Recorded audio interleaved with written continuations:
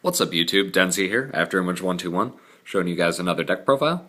I know some of you guys are getting tired of seeing Prophecy over and over again, so I decided to show you what I've been playing for the past couple weeks, and that's the Thunder family.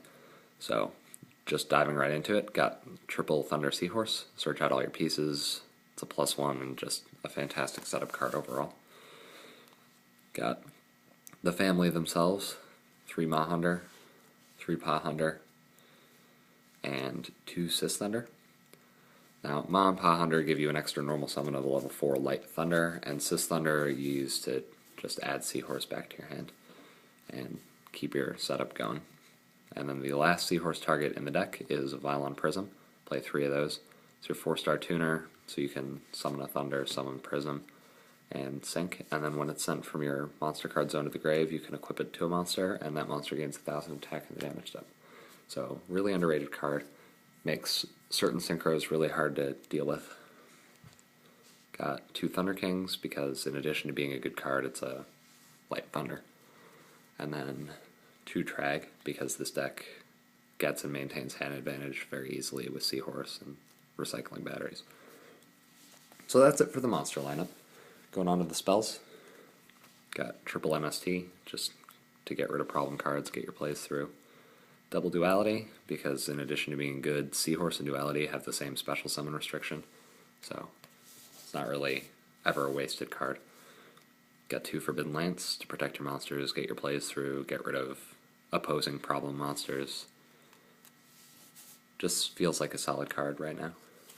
Got 2 Recycling Batteries, fantastic card, excellent top deck late game.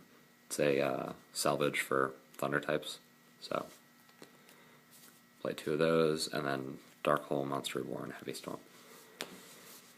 Just sort of staple spells.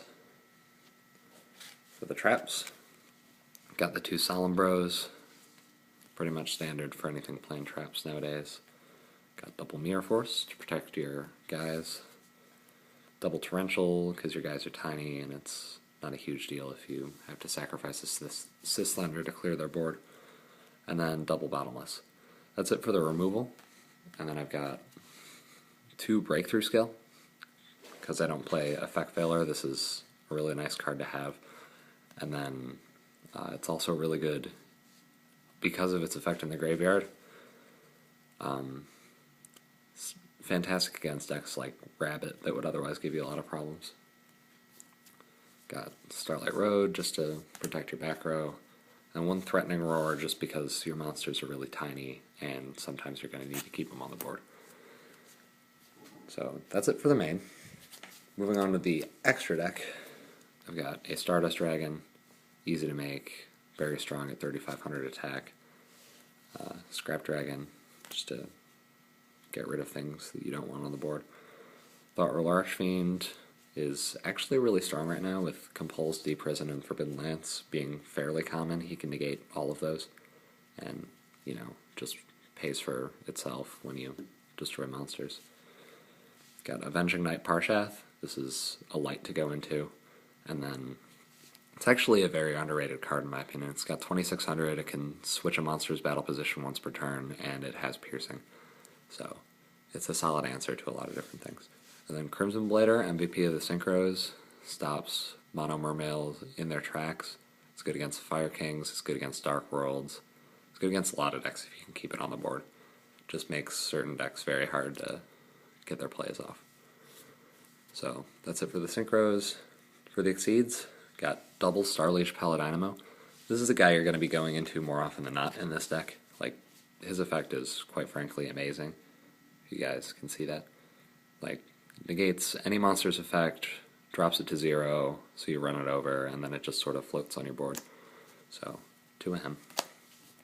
Got a Cowboy. There were plenty of times where I've gone Cowboy for game. It's really just a very good card overall. Abyss Dweller for Waters and Dark Worlds. Got Maystroke for defense. Shockmaster. It's much easier to make in this deck than you would expect, just because of all the normal summon resets. And those are the only rank 4s you're really going to go into on a regular basis. The rest is just sort of situational cards, like Gemini Pearl. It's going to be a lot better once Ophion comes out, because it got 26 as opposed to the 2550, but right now it's just there for damage. Got Utopia, just because Butterfly to deal with Reaper and things like that.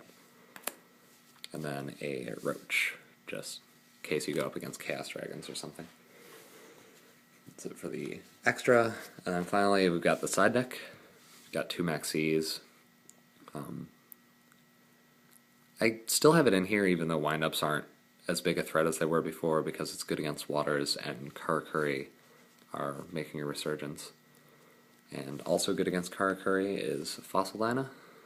It's awesome watching them, attack into your face down and lose all 5 of their monsters. Got a Soul Taker and a Smashing Ground. Would be 2 Soul Taker if I had a second one, but I don't, so,